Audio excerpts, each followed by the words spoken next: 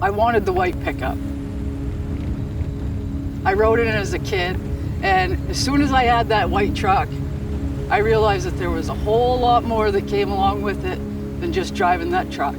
Irrigating, planting, cultivating, harvesting cauliflower, harvesting broccoli. There's been a lot of genius throughout the previous generations, and there's definitely some pressure there to keep that ball rolling. Lots of people thought we were crazy when we started getting bigger and bigger.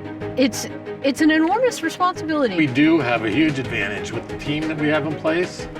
Emily and Zach and Tara all have their niche. Sometimes it's 10 o'clock at night, sometimes it's 3 o'clock in the morning. The phone rings, you're gonna pick it up. You're responsible for this big wheel that's out here spinning. We've got the farm, we produce it, we pack it, we sell it, we deliver it, and you can depend on quality.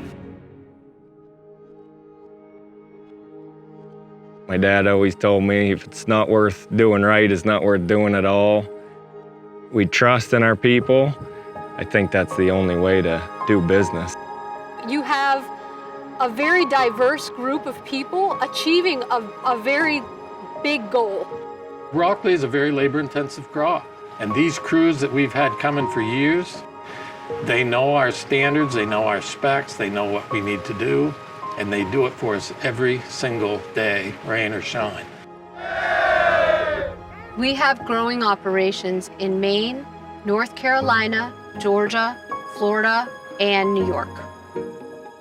We're actually the largest broccoli and cauliflower supplier east of Mississippi now, and the market share just keeps building. If your stores are on the East Coast, we can have it to you overnight. And from California, that's a 5-day truck ride.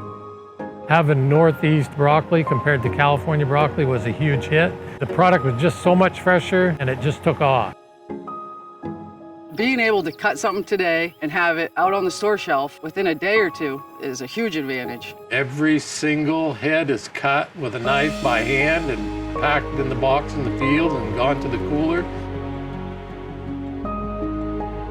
The cooler's like the nucleus to our business. The faster we can get it cooled extends the shelf life for our customers, whether it be through our hydro cooler, through our air tunnels, or through our ice injector. And it also goes in an iceless box, so the boxes are recyclable. This product has a barcode called a PTI tag, Product Traceability Initiative. It tells where that came from and everything about that box. From planting the seed, who tilled the ground, to the fruit that's harvested, what box it was packed in, who manufactured the box, the person that packed that box, all the way to the consumer is in our wheelhouse. We have all that knowledge.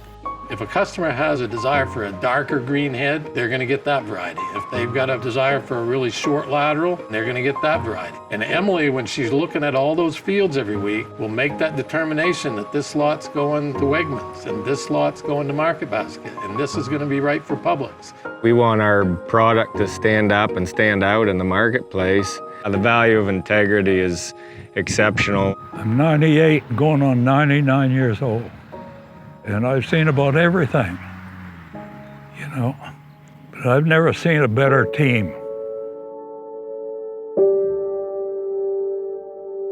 Oliver Smith, he came up with a team of horses and a pair of oxen and his wife, and they cleared land and built a home in Mars Hill. When you talk about generation to generation, we were in the brooks and streams and in the woods and on the farm. We knew that our land was our livelihood. I mean, I was brought up loving the outdoors and respecting the outdoors, and this land is everything for us.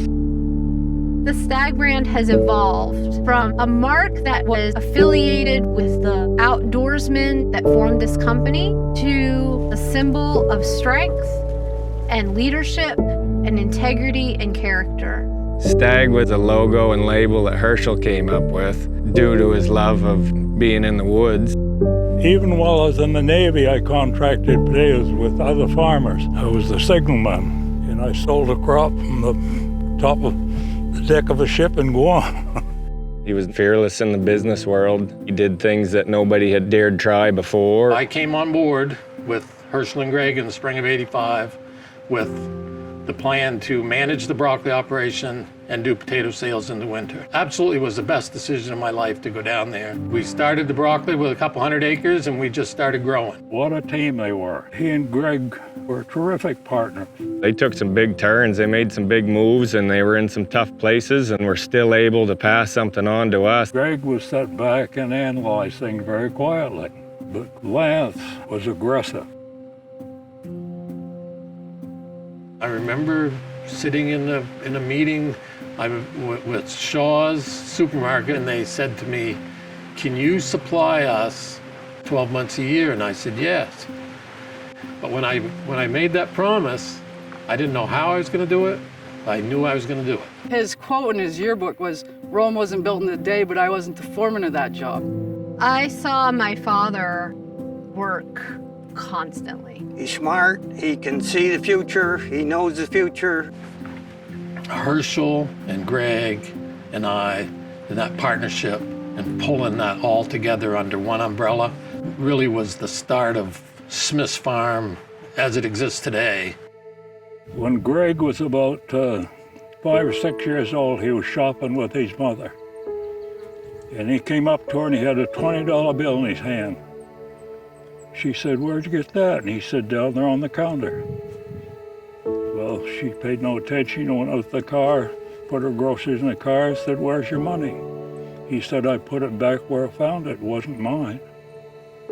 And our whole company is built. That's just an example. Honesty. He was always there as a safety net for a lot of us, especially me.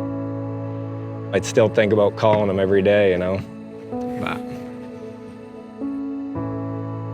I always found strength in thinking about what he would want to have seen from me and from the family and from the rest of the partners in the business. He would have wanted to see business move on, get on with it. Life goes on. I mean, we improvise, adapt, and overcome, and I think of him every day and try to make him proud. And Zach had to step up. He's the hardest working young man of his generation that I know.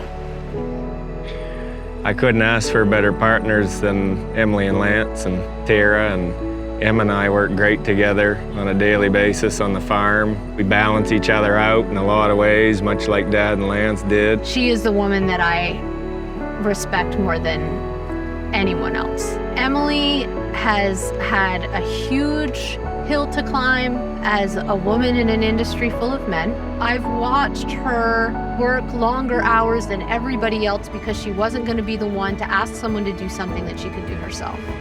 Thank God Tara came back to the farm. Dad kind of jokes and says that he hypnotized her and got her to come back, but marketing is key to getting our product from the farm to the stores. And looking at the next generation, it's hard telling what they're going to do. I just hope that they all want to do it because it's so awesome to be able to work with your family.